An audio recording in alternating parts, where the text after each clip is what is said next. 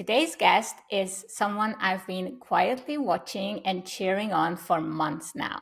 Rucheli Berry is a systems wizard, a mama of four, and the powerhouse behind Get the Tech Out of Here. She helps non-techie coaches and course creators finally launch their businesses without the tech headaches. And she does it all by working a full-time job and having her kids homeschooled. I mean, talk about next level time management magic. But what stayed with me the most from our conversation was this: just because something is working, it doesn't mean it's right for you. I mean, how often do we stay in something, in a job, in a business, in a version of success, in a relationship, just because we have already put so much energy into it and just because it works on paper? In this episode, Rucheli gets real about what it took to shut down a successful business, redefine her purpose, and rebuild from alignment. It's one of the most honest, empowering stories I have heard, and I can't wait for you to listen. Let's get started. This is the Leap, Live, and Lemonade podcast. Hi, I'm your host, Esther Godor. 12 years ago, I took a big leap. I left my corporate job.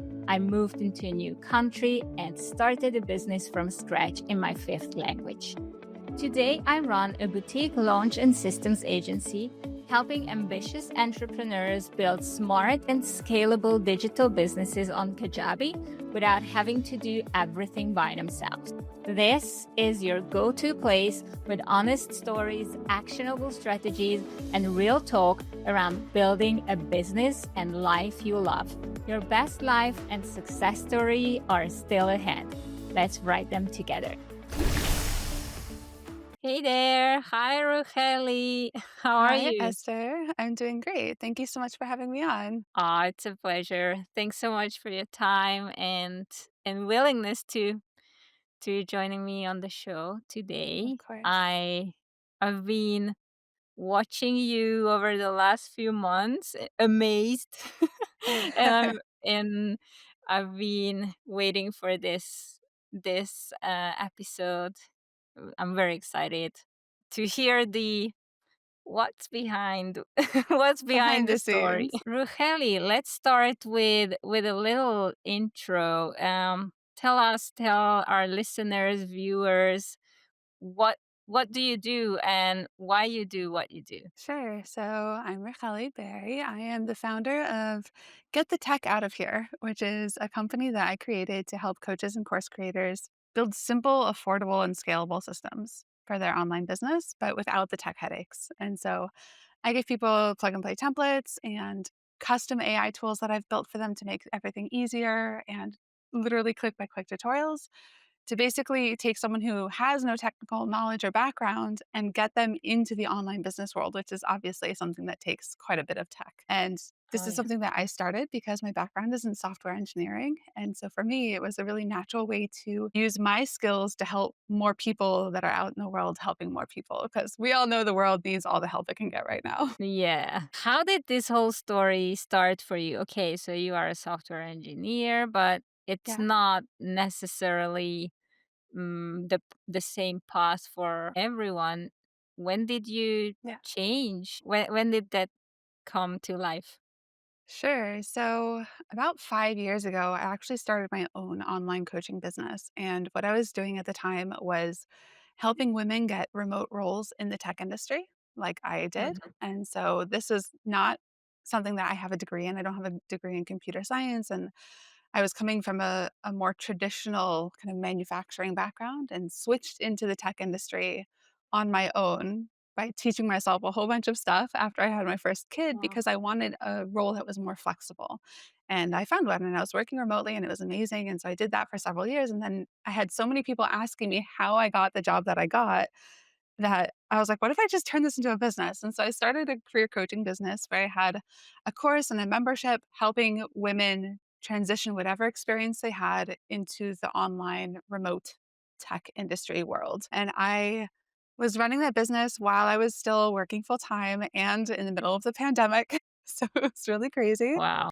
But in about the 5 to 10 hours a week that I had to create that business, I took it from nothing to consistent multi five-figure launches. So $25,000 per launch. And I was only working 5 to 10 hours a week, which is pretty amazing.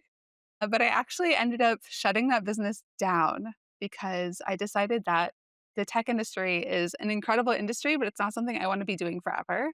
And so I was helping people get into an industry that I was kind of trying to get out of, and it felt out of alignment. Mhm. And so I actually ended up closing that business down.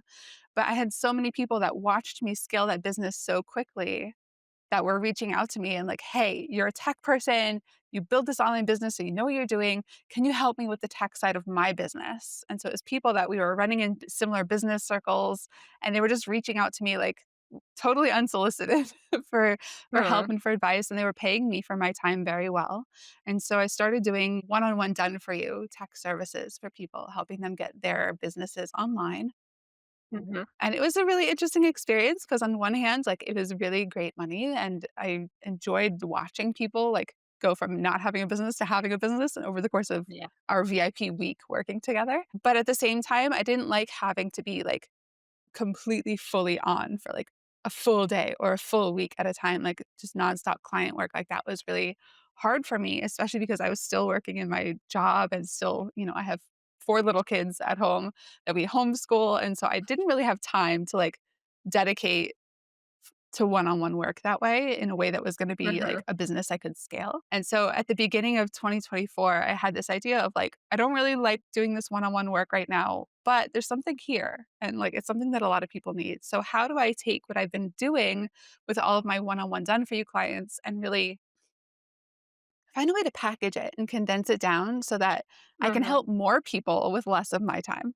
And that was how Get the Tech Out of Here was started. And so I actually started it as a membership and ran it as a membership all last year and recently went through a restructure where we now have a front end course with all of my templates and tutorials and AI tools.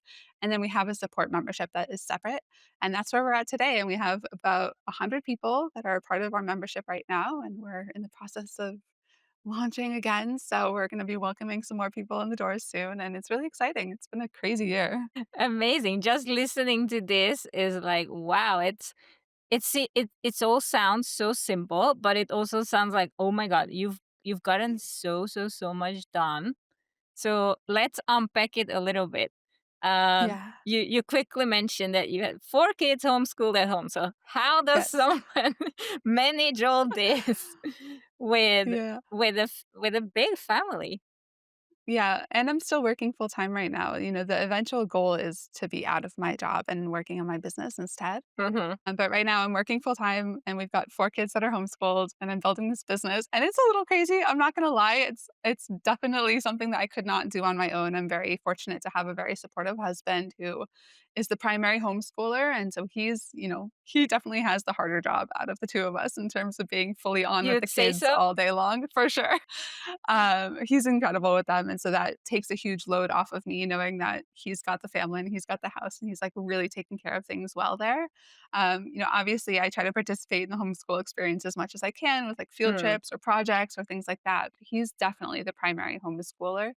But it's still definitely a juggling act in terms of we've got these 4 kids 10 and under that we're homeschooling, and we've got Mhm. my 9 to 5 job and my business and finding time for all of these different things plus like I don't know my relationship with my husband and it's a challenge, but I think one of the things that's really helped me is becoming super clear on what my priorities are for each of the different things Mhm. going on in my life. And so for homeschool with my kids, I know what my primary contributions are each week before the week starts.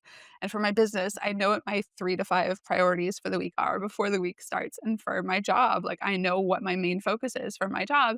And so it's really, really clear to me whether or not I'm accomplishing the things that I want to be accomplishing and making progress towards the goals that I've set for myself based off of whether or not I hit those priority things each week. And I really don't let myself have like these 5-page long to-do lists. It's something that's very Mhm. easy for me to fall into because I like to get stuff done. Like it's very natural for me. But I know that Yeah. if I have really, really long to-do lists, that I'll put off the stuff that actually makes a difference. And so I really limit myself to like, 3 to 5 things per week for each of these main buckets of my life to make Mhm. sure that I'm actually doing the things that are going to make progress for each of these areas. Wow, that's a fantastic way to tackle everything. And I wanted to ask you, like, how can you even build something while you have a job and the kids? And you mentioned it was 5 to 10 hours with the previous business and with this one as well. So that Yeah. must be one of the key elements, Yes. like not being lost in the to-do lists. But tell me more about that. How is it possible to build a business in 5 to 10 hours? Like I work on my business full time. I don't have kids. We only have my husband's stepdaughter who is 18 this year, so definitely doesn't need much attention Yeah. from me. But sometimes I still feel like, oh my god, I would need triple the time. So how does someone do that in 5 to 10 hours a week? I think, again, part of it is like I could definitely fill a full time calendar with my business. And I know that I don't have that time right now. And so for me, again, going back to those priorities of like, I'm ruthless with what Mhm, actually makes it onto my planner for my business, and it's really only the things that I know are gonna grow the business, and so mhm, there's a lot of stuff I wanna do with my business that I haven't gotten around to yet because I just don't have the bandwidth for it at this point in time, because I know that I've got these other priorities that are really important to me that I'm not willing to sacrifice at this moment, right? And so that's definitely mhm, part of it is, like, I am so ruthless with what makes it onto my calendar and into my schedule and onto my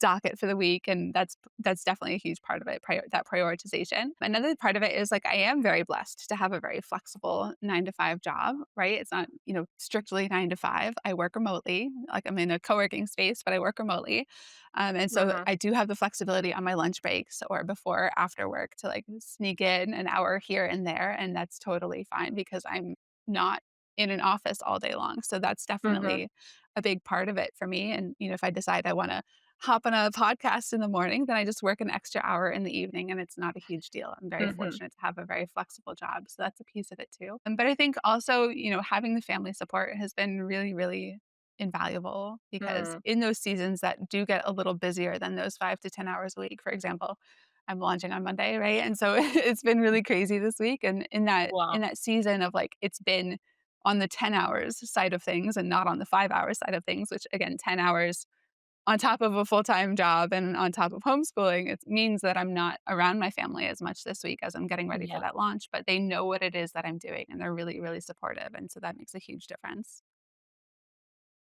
You mentioned that you only set priorities, you only work on things that grow your business. How do Yeah. you know? How do you know which thing will grow your business and which thing won't? Yeah. So it's basically looking at the things that, like, is this going to immediately make me money or is this going to make me money in the near future? Right? It's like Mhm, one of those 2 questions. The third possible option is like, is this something I just really wanna do and I'm really passionate about, and it's gonna give me energy to do those other things, right? So sometimes I'll mhm, have things like, for example, hopping on a podcast with a friend that it's like, this isn't gonna necessarily lead to money right now, and not necessarily even in the future, but it's something I really enjoy doing, and so now I'm gonna be lit up the rest of the day, and when we have that energy that we can carry forward into everything else, that's really valuable too. But for mhm, me, a lot of it is around systems. Like my membership is called the Simple Systems Society. So like I'm really big on systems. I actually have a degree in systems engineering. Like that's my original degree was in systems and mhm. manufacturing. And so I literally have a degree in making things more efficient, which is really, really useful. And so for me, it's like, how can I look at what it is I need to get done and figure out the most effective, most streamlined way to do that? And then I only do it once. Like if I know I'm going to have to do something more than one time, I record myself doing it and I document each step and I hand it off to a VA because I don't have time to do things that are repetitive. Mhm, And so if it's something that only is going to be done once in my business, then I will do it. But if it's something that I know is going to have to happen more than once, I record it, I document it, and I hand it off because that's part of me protecting my time since I only have those 5 to 10 hours. And so most of my time is spent either on fulfilling with my clients, either inside our membership on our live Q&A calls or sometimes on, one-on-one work that my members will hire me for, or it's planning on how to get more people in the door, whether it's planning my workshop or mhm, working on my funnels, things like that. And again, anything that I do that I know I'm going to have to do more than once is recorded and outsourced afterwards. Wow, that sounds super efficient. I'm just thinking of I was thinking of it today. I was listening to something and I'm like, my God, how many times I record the same thing for a client because I'm like, oh, it's not the same verbiage, but it could be. It easily could be. So I Yeah. definitely I definitely have to get more on that path. You mentioned VA. Did you get help? Did you ask for help straight from the start, or how did that first step of having someone help you happen in this whole Yeah. process? Yeah. So when I originally started my career coaching business, it took me way too long to actually do the VA thing. I should have done it way sooner. But I'm very fortunate now this time around. I just reached out to my old VA and I was like, hey, do you want to work together again? And she was like, yeah, of course. So from the very Mhm. beginning, this time around, like even before I was making money in my business, I had her helping me because I knew that I would make money faster if she was taking stuff off of my plate that I did not need to be doing. And so she's been Mhm. with me, for almost 5 years now, which is crazy. And then I also recently hired a second VA that is helping me actually deliver some of the tech support inside of my group, which has been super helpful because now people get answers Mhm. from two of us and it happens even faster. So it's good for me because it's less on my plate. It's good for them because they get even quicker answers. And so that's been really amazing. And I'm in the process of probably hiring two more VAs over the course of the next couple of months. Wow, that's a growing team. And Yeah. you just had a live event not long ago, right? I did. We had our first live event 2 weeks ago, which was really fun. It was just 2 of us or 2 of my customers and myself, so 3 of us total, but it was like an experiment. I just wanted to see what would happen because it's something that, again, lights me up. Like, working with people Yeah. face to face really lights me up, and so I was like, "Well, I wonder if anyone would be willing to, like, come to Las Vegas for 2 days and just get their tech done." And I had 2 incredible clients from my membership that were like, "Sign me up." And so they came to Las Vegas, and we were in a little conference room here in the co-working space for 2 days straight, and they walked out with, like, a completely finished funnel, like, opt-in page, sales page, thank you page, emails, automations, like, all completely done in 2 days, and they were, like, so thrilled, which was amazing. And I'm really looking forward to doing it again because it was a lot of fun for me also just to have that energy of people in the same space and have that energy of like instant feedback from the people that I'm helping and working with. And they obviously got a lot out of it also. So I'm thinking July is probably going to be my next one and I'm hoping to make it a little bigger. So we'll see. Fantastic. You really I can see you really light up when you when you talk about this, and I want to go back a little bit to how you got to the realization of this is what you want to do. These are the people you want to do it with. Yeah. When you mentioned that your previous business was also working pretty well, but you were moving out of that world. But still, when things are working well, it might be difficult to even acknowledge or see that you want something different, or even when you feel it, especially with the family finances, you Yeah. might be feeling like, oh, I can't just move away from this is working. So what gave you the clarity, the strength to make that change and come up with this obviously amazingly aligned project? Yeah, it was definitely a process. I probably should have shut that career coaching business down about a year earlier than I actually did. So I can't say I'm the expert at figuring out the right moment to make that pivot, but for me, it was just it was this feeling of it was getting harder and harder to show up and do what I needed to do for my Mhm. business, for my clients, like launching got harder and harder. It's just energetically, it felt very, very off for me. And it Mhm. took probably, 6 months of, like, reflecting on, "I could shut this down. Do I wanna shut this down? Is that what feels right? Like, how do I if I do wanna shut it down, how do I do that in a way that's aligned with my integrity that I've, like, set forward with my clients and the commitments that I've made to them?" And so it was definitely a whole process to get to the point where, like, Mm. "No, I actually do need to move on from this because it's making my whole life feel heavier than it needs to be right now, and so how do I do that?" And so there was a lot of warning. I gave people a lot of warning. I made sure that they kept access to everything that they had paid for, and I downloaded it all into a Dropbox so they could, just grab it and have the copies of Mm. everything for the rest of forever, and, like, the people who had paid for the annual version of the membership I was running, I had one-on-one calls with to kind of move in the right direction before we shut the membership down so that they felt Mhm. like they weren't being abandoned, right?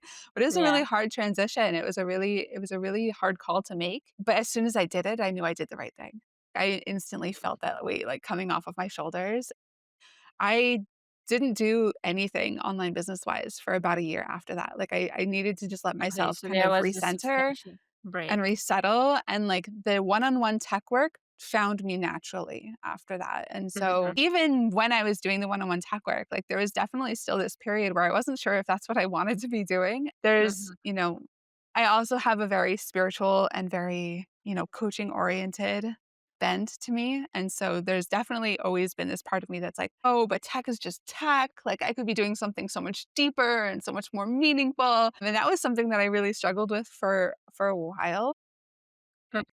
I would say the end of 2023, I spent like 3 or 4 months going back and forth. Like, do I wanna do something that's more coaching or spiritual, or do I wanna do something that's tech related? And, like, what does that look like? But for me, it was realizing that what I'm here to do isn't tied to this specific thing that I'm doing, and that was a huge Mhm. realization for me. And so, who we are and how we show up in the world doesn't necessarily have to do with, like, the day-to-day of what business we're running. And so for me, what I realized was, like, I'm here to show people what's possible. Like, that's my dharma, that's my mission, that's, like, my whole reason for existence, that's my purpose, is to just show people what is possible for them and for their businesses and for the world, right? And so there's different ways to do that. And I Mhm. still do stuff on the spiritual side of things. I have my own little podcast that's, like, just me rambling about spiritual stuff, and I have classes that I teach locally that are more spiritually oriented, and I still do that sort of thing.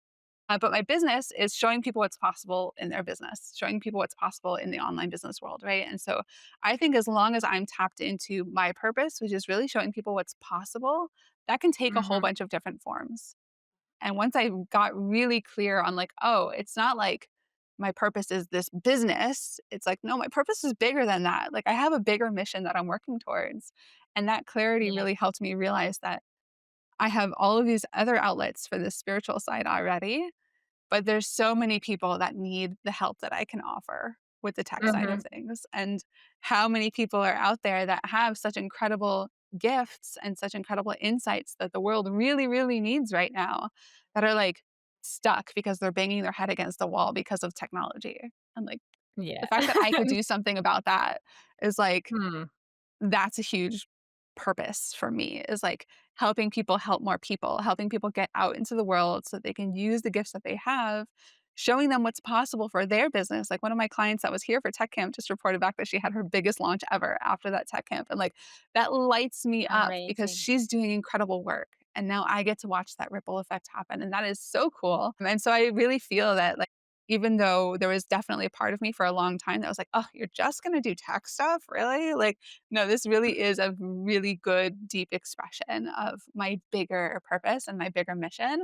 But I had to get really real with myself to figure that out. Yeah. I love this what you just said. You help people see what's possible for them and what's possible out there.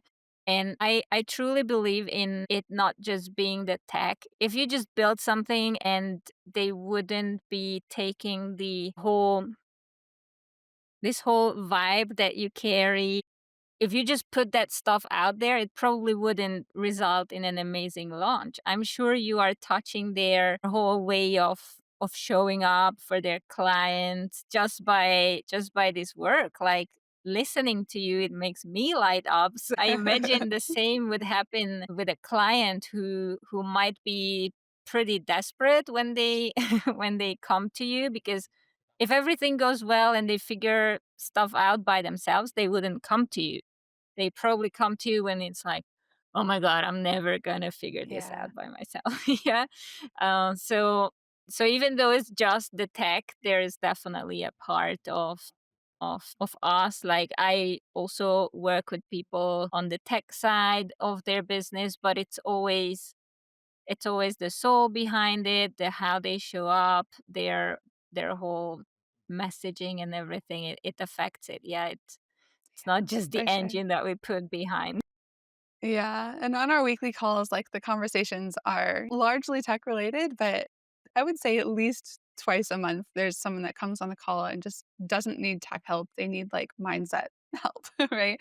They need to Mhm. hear that it's possible. They need to hear that they should keep going. They need to hear that their dreams are not this crazy thing that's never going to happen. And they need to know Mm. that what they have to offer is something that people actually need. And that's way beyond the tech side of things. And it's something that I feel really blessed to be able to bring to them because of my own business history. Like this isn't my first business rodeo, right? And so even though Yeah. this business is relatively new, I've been in the online business world for almost 6 years now, and I have that Mhm. experience of starting and scaling a business that I'm able to bring to my clients also.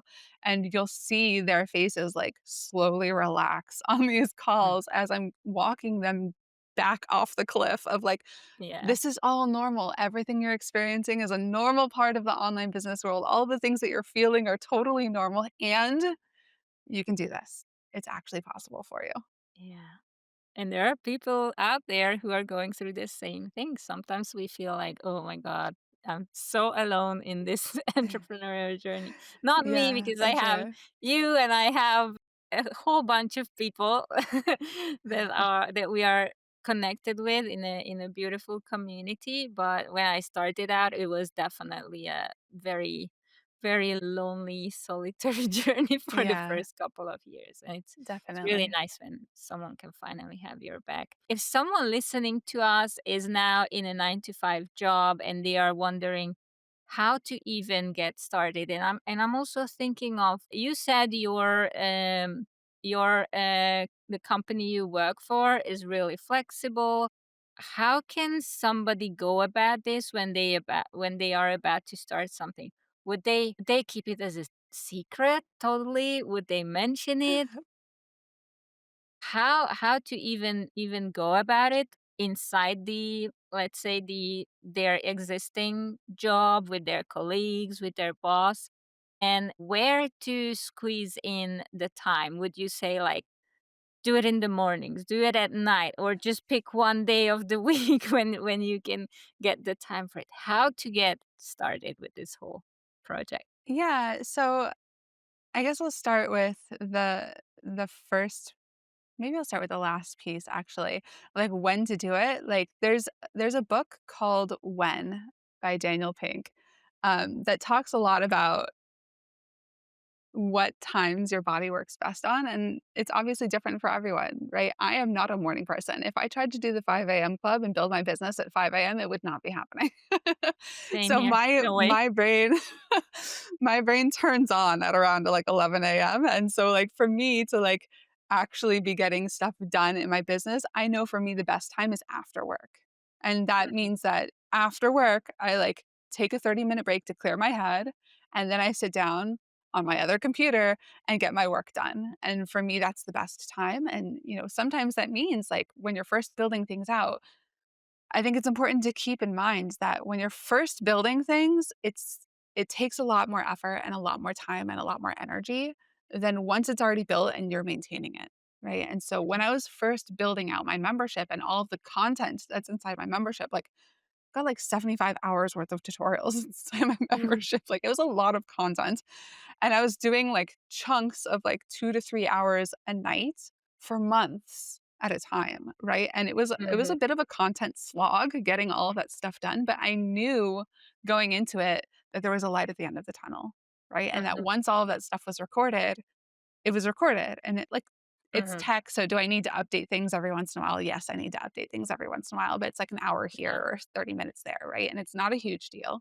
And now I'm just working with people, right? Now I'm just helping people. I'm on the Q&A calls, I'm in my group, I'm on these workshops, and I'm like bringing people into my world, and it's more people oriented and less like Mhm. me just like plugging away on my computer trying to get stuff done, right? So that's a big shift that happens that needs to be kept in mind at the beginning, because at the beginning it's kind of hard to like see past that. But one of Yeah. the things that I do that our mutual mentor recommends, that I highly recommend to all of my clients as well, is don't wait until that's completely built out before you sell your thing. Just launch it, right? Yeah. And so when I started this membership a year ago, I had nothing. I had no content. Literally all I had Mhm. was a sales page explaining what I did, and I ran a live workshop about tech and how it can help your business. And I sold the membership that didn't exist yet. and people knew that Hmm. the membership didn't exist yet and I had no content, but I was offering it for 50% off for those people who jumped in and told them basically like, look, you're going to help me decide what goes in here and what should be included. And you're going to get so much of my personal attention that people aren't going to get down the line as being part Hmm. of my founding members crew. And I had 12 people take me up on that. And so I built the membership with them. Right. And I think when we're first getting started, it's really tempting to kind of stay in this, like, in the zone of trying to figure out what we're doing. But a lot of times, like, we can't figure that out on our own. We have to figure it out with the people that we want to be serving. And so finding some Yeah. sort of offer that we can put in front of the people we know we want to be helping and just try it out. Try Hmm. it out, whether it's like a live 4-week course that you want to do, right? But you don't have it built yet. And you're like, hey, I'm going to do this thing. I've never done this before. So you're getting it for 25% of what I'm going to be charging a year from now, and find someone that's going to take you up on it. And it also allows us to validate what we want to offer instead of, Yeah.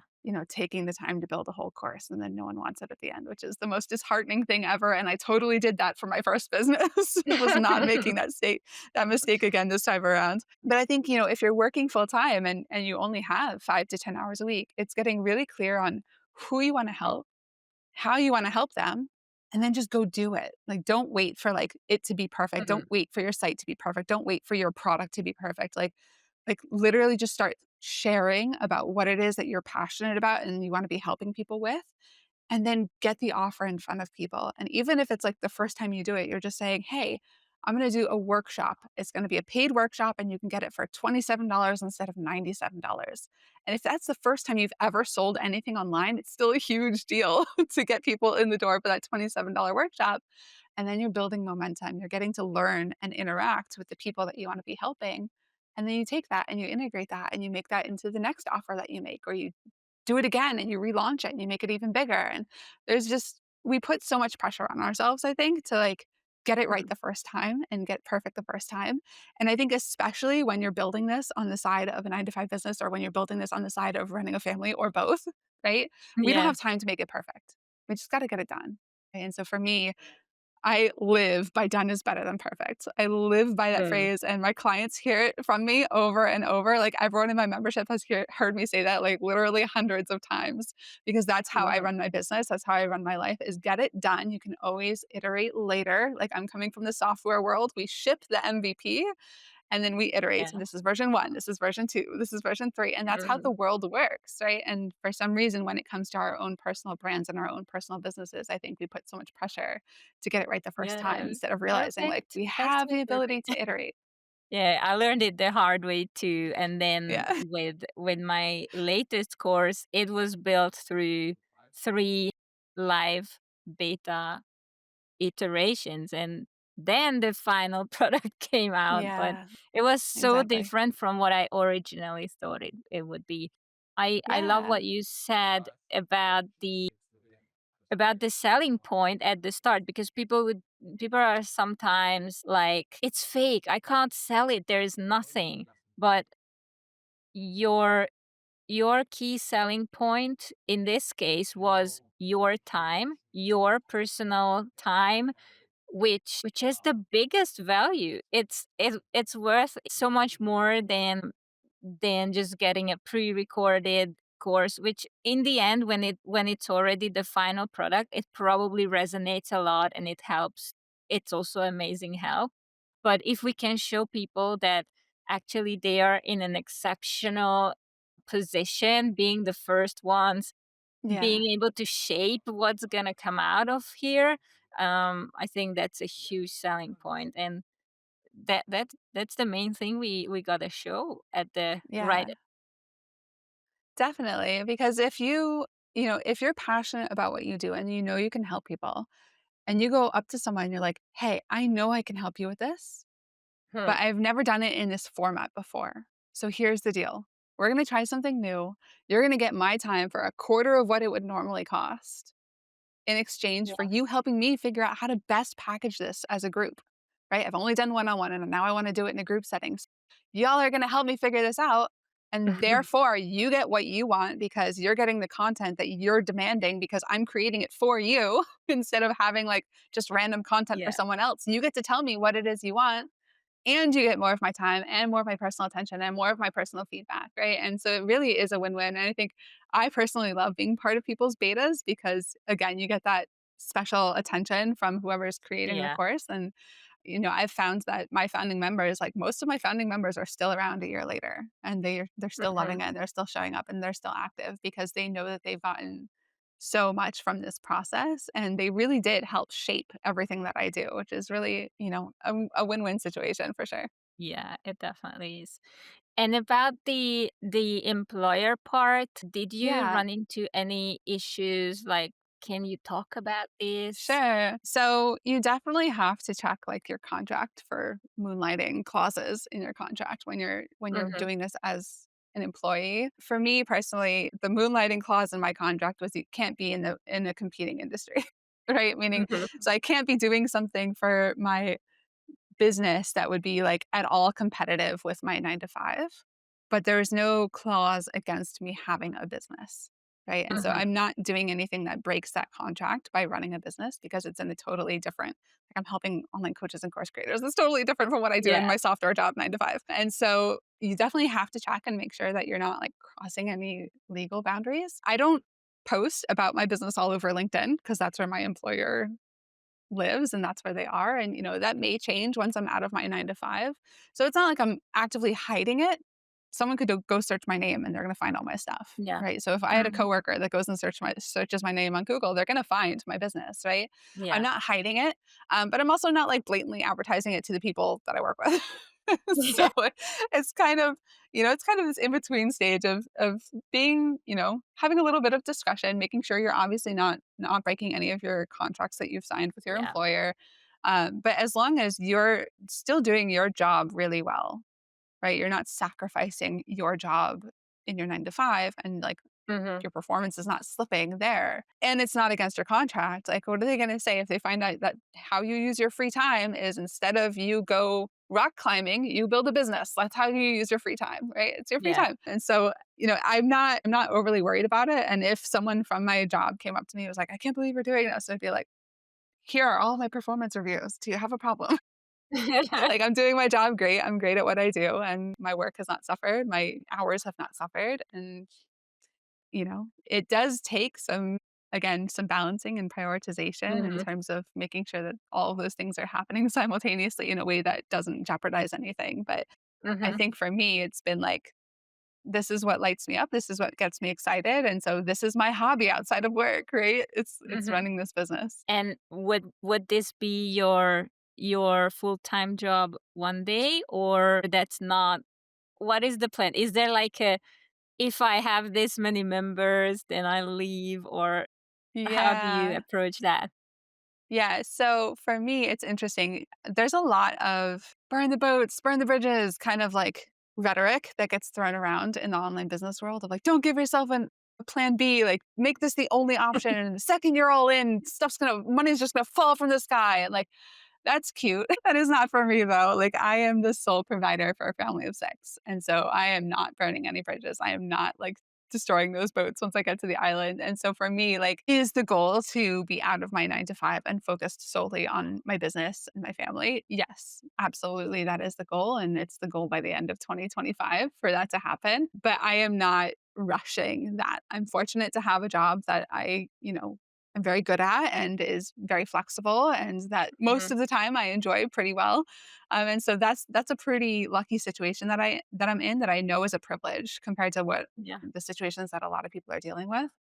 But that means Mhm. that I'm not in a rush, right? I'm not urgently, desperately trying to get out of my job. Yeah, it's I'm gonna different when wait you until hate. it works. Yeah, I'm Okay. gonna I'm gonna wait until I find something that works and that is replacing that income before I take that jump because I just can't jeopardize my family, right? Mhm. I'm the sole income. I can't burn those bridges until I'm ready. So the goal is by the end of this year, yeah, to transition out of my 9 to 5 and fully into my business. Mhm. But I've built my career in a way that allows and this wasn't always the case. Like previous jobs that I had were not as flexible and I Mhm. specifically shifted my career into a direction that would allow me to do this on the side as well. Yeah, that's amazing, somehow everything aligning and Yeah. lining up for you. That's great. Um, What would you say was your most difficult moment over the years that you've been an entrepreneur? Hmm. Most difficult moment. I really do think that shutting my business down, the decision to shut my business down was probably the most difficult moment because, on one hand, I was helping a lot of people and I knew that I was Mhm, helping a lot of people and I was making money in my business and things were going mm, well. mm. And so there was definitely this very logical, reasonable part of me screaming at myself that I'm being stupid by shutting this business down.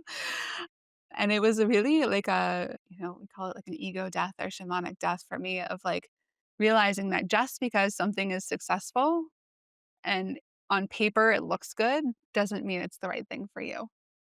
And that was a Oh, yeah. really, I'm an engineer. I'm all Mm, about logic and reason and just efficiency and following the right processes.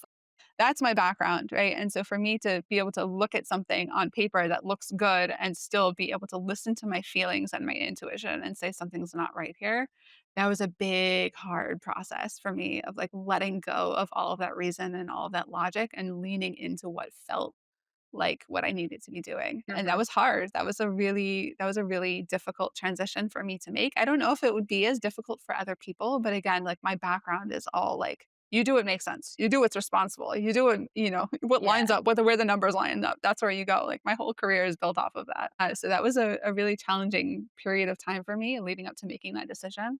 But like I said, once I actually did it, things got like Mhm. instantly lighter in my life. Yeah. I think the other challenging piece is something that every online business owner runs into, and that's the trolls and the haters and the nasty comments and emails that you get every once in a while that the more visible you Do you are get online. them with I your do. current one? I do. Yeah. Why would Um, someone hate on this? yeah, so there are people who say what I'm doing must be a scam because it's too affordable, so you get that side of things. And Mhm. then there are people that for whatever reason, read my entire sales page where I very explicitly say what it is that they're getting, and then they buy, and then they're upset with me and nasty emails. And as you're growing your business, it just happens sometimes. And learning how to regulate myself and focus on the people, the 100 people in my membership that are super happy with everything that they're Mm. getting.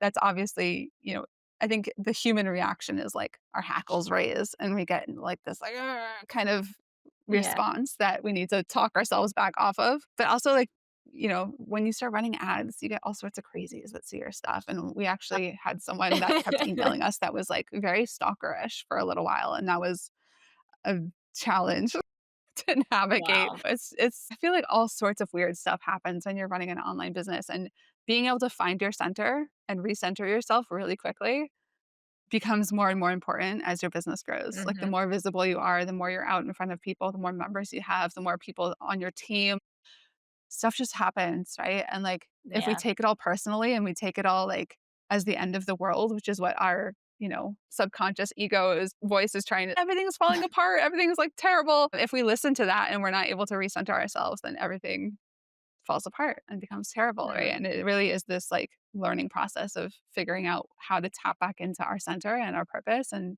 recover from those little things that happen quicker and quicker as we get better and better at what we do and as our business grows. But that's always a challenge.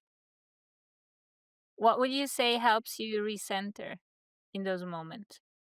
Yeah, so I love the outdoors. I live in Las Vegas and I'm very fortunate to have like year-round outdoors access. So I'm Mhm. literally looking at the mountains out my window right now. So we've got mountains that are very close and I can just drive out there and ground myself in the middle of nowhere and I love that. So that always works for me. Also Yeah, I journaling saw is a your really walks in Sedona. yeah, Sedona was amazing. So nature and getting out of my little bubble always helps, but also Hmm. journaling I've found to be really effective because sometimes we're thinking something and it seems like so important and so real, but you put it on paper, walk away from it for 15 minutes and then come back and read it and you're like, actually I'm fine. It's really not Yeah. that big of a deal when you go back and you read it after you journal it out and walk away for a little bit. So Yeah. that's been really, really helpful for me too. Oh, that's great. I tend not even to read it again, just get it out. And I think just writing stuff down is like talking about it, telling someone, sharing with someone, and Yeah. sometimes even that takes the weight off. Yeah. I mean, especially if it's something that we're feeling like shame or guilt about, right? Like those emotions Mhm. don't live in the light. They only exist in the darkness, like Brene Brown says. And so if it's Yeah. something like, oh, I feel so guilty about this, or like feeling like a little embarrassed or something, like just talking it out is the easiest way to get rid of it because the second you talk it out, it's in the light and it can't exist anymore. Yeah, definitely. Tell me a little bit about the tech that you work with. I know it's system.io that you work with, right? Yeah. I'm a Kajabi expert, and so in this sense, our we are doing similar work. But I don't know your platform. Yeah. I would be interested in, and I know you previously were on Kajabi, I was and on Kajabi. we hear that people come and go between these platforms. And my approach is always, even though I'm also a Kajabi partner, my approach is always that people should find the best platform for themselves, for their Yeah. situation, for where they are on their journey, for what kind of business they are building. So, what kind of businesses in what phase does the System IO platform, do you think, work best, and who are the Yeah. people who typically find you? Tell us more about that. Sure. So what I will say that most of the people that I'm working with are on the newer end of business. Some of them have been around Hmm. for a while, but most of them are on the newer end of business. And they're feeling so overwhelmed with all the different options out there and how much all of these different options cost that they like Yeah. are frozen in their business. And so one of the things that I Hmm. love about System.io is that it's a really low barrier to entry. Like, they have a free plan Yeah. that you can get your website you can actually make sales on their free plan and never pay Hmm. them a dime until you're actually making money, which is incredible. And so for beginners, that's really, really valuable. But even as you scale, like, I'm running my whole business on System and I'm on their $47 a month plan, which is crazy to me because I was paying so much more before. And like Kajabi is really an incredible platform for people who are really established or for people who need the flexibility of having that mobile app. For example, like sometimes people will come to me from Kajabi and say like, should I switch? Should I not switch? And one of the first things that I talk about is how important is it for you to have your clients with a mobile app access to Hmm. everything that you do? And if Hmm. it's really important, stay with Kajabi. That's like one of the things that makes Kajabi really special is that mobile app access. Hmm. And the fact that their community is really, really a built out feature at this point too is really great. For me, I think for a lot of online coaches and course creators, that may not be an essential piece of things. And you have to decide, is it worth the extra investment at this stage in the game, or can I do without it right now? For what I do, people are always on their computers when they're watching what I do because they're doing computer stuff, right? So no one's ever Yeah. on the phone. So for me, that was like a no brainer, like not a big deal. But for some people, having that mobile app is really important. I would definitely say like System doesn't have that right now, so you need to keep that in mind when you're looking at what platform. But for what actually pushed me over the edge was I was actually looking at ClickFunnels instead of Kajabi. Like I was on Kajabi and I was looking to switch to something else because I wasn't happy with the checkout process. Was basically it. Like I Yeah. have a lot of templates that are one click upsell or order bumps, and I just wanted a lot more customization than I was able to do myself on Kajabi. And so I was looking at Hmm. ClickFunnels actually, and System came up as an alternative to ClickFunnels, and I honestly didn't believe it was a real thing because of the price point was so low. And so I spent like 6 months testing out System before I moved my entire business off of Kajabi over to System because I wanted to make sure it could actually do what I needed it to do. And I've been super happy with it, and it really allows me to help my clients really easily because there's no import export process. Like I have hundreds of templates that I give people and I just give them a link and they click the link and it gets imported Hmm. into their account automatically and that's it. And so for me, like I'm helping non-techie coaches and course creators. I'm helping people that get Hmm. easily overwhelmed by technology. And so having a Yeah. platform that is affordable for beginners and not overwhelming in terms of me helping them with their technology, those are my two priorities, right? And so for Hmm. me, System is the perfect fit for that, where they're able to hop in for free before they've made money. And then I tell them when to upgrade based off of what they need.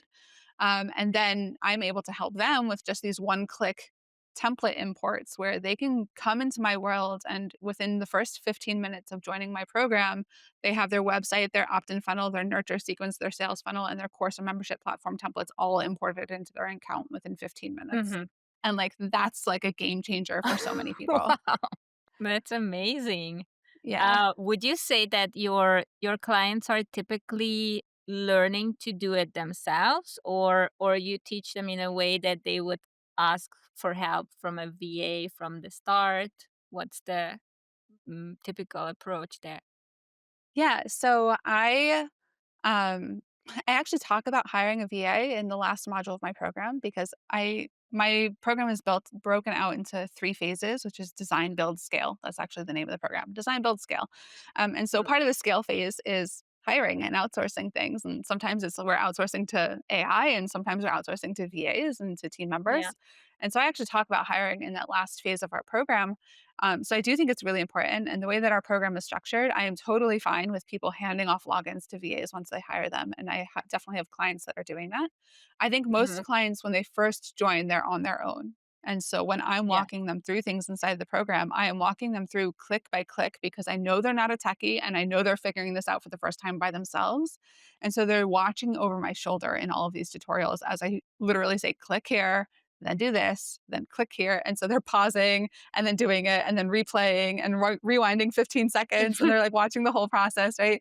And so I make it like super, super simple for people who are doing it on their own and also totally fine to hand off your login to your VA because I encourage that as you start getting familiar with your business and the online business systems and you start hiring and scaling a little bit more. Like, yeah, absolutely. Find someone that can do it for you and hand them the login. I love that you are so focused, even with the name of the program. What did you say? Design, build, and scale, was it? Or Design, build, scale. Yeah.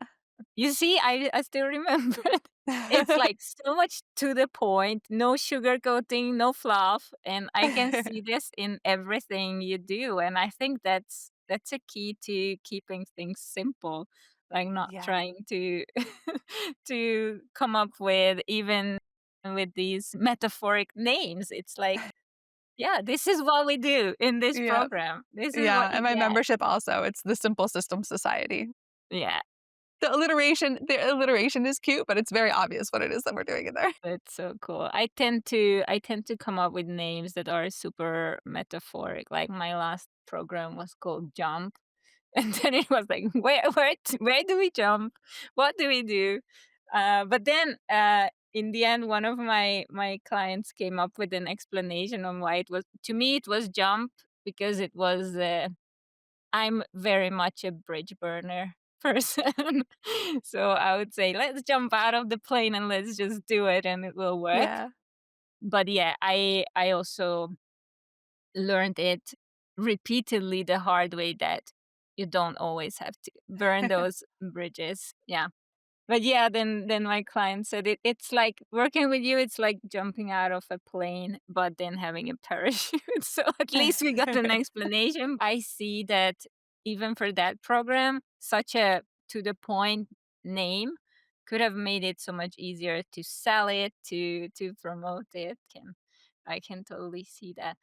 And what's your yeah, you mentioned that your plan for the year is to get a lot more or more members and Mhm. to by the did you say by the end of 2025 leaving your current My hairy, scary goal is by my birthday in September. That's my hairy, scary goal. My actual goal is for sure by the end of 2025, yeah. Okay, all right.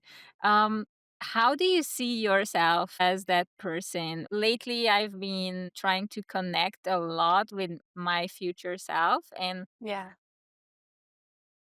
I wanna hear your perspective on what will Rucheli be like when that happens. Yeah, so, we do a lot of visualizations in the business circles that we're both part of. That's something that visualizing your future self is something that I go back to and I use definitely as a recentering tool when I'm out in the middle of nowhere Yeah. in the mountains. That's typically what I'm doing out there is tapping back into that vision of what I want my life to look like at the end of 2025, allowing myself to re-anchor in that place so that I can make decisions from that place. And so when we talk about the prioritization of picking the top 3 to 5 things each week, that's not me looking at a to-do list from last week and picking which of those I wanna do this week. That is me every single Mhm. Sunday re-anchoring into that vision of my future self and saying, "What does that version of myself need to get done this week to get there?"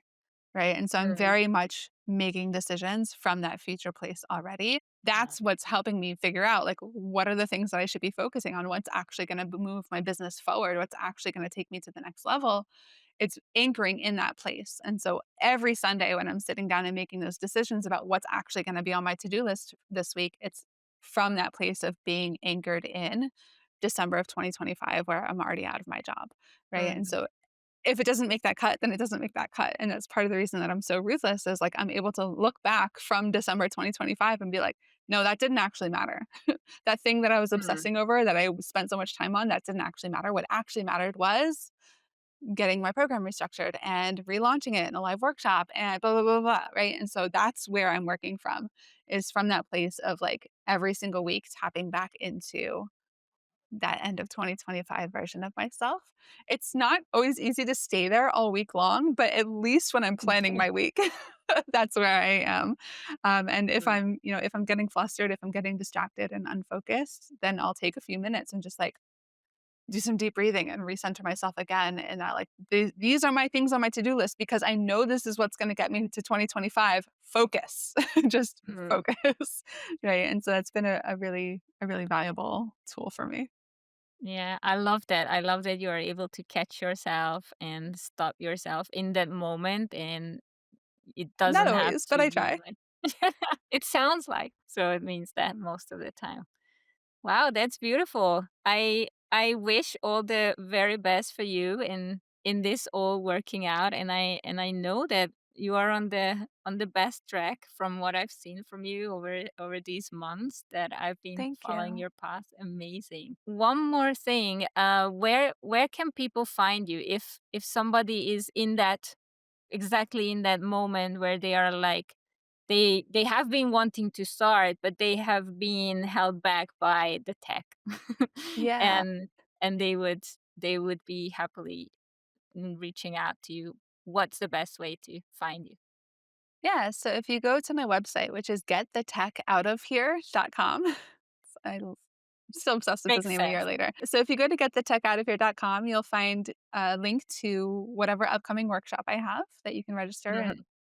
that workshop is really where I give you the big picture vision of like what your tech is actually supposed to be doing for you. And I walk you through my design, build, scale process so that you can really understand where you should be focusing first and how to do this without all of the tech headaches and overwhelm. And then I Yeah, also have some free templates that are available on my website for people who want to try out System and see if it's the right fit for them. You can download one of my free templates and play around with that. But obviously, those workshops and those templates are a great place to start. And you can also use my contact form or reach out to me on Instagram. Get the tech out of here on Instagram also. And I'm happy to chat about it anytime. perfect. I'll add all the links to the show notes so people can find Thank you, you. and anybody who has any questions feel free to ask me and I will connect you with Rucheli. Thank you so much. Thank Yeah, thank you. you. This has been so This fun. was amazing. Thank you for your time. Listening to your schedule, I appreciate it even more. It's an honor that that you could squeeze this episode Of course. into your week. Thank you, Rucheli. Of course. My pleasure. Thanks so much for having me, Esther.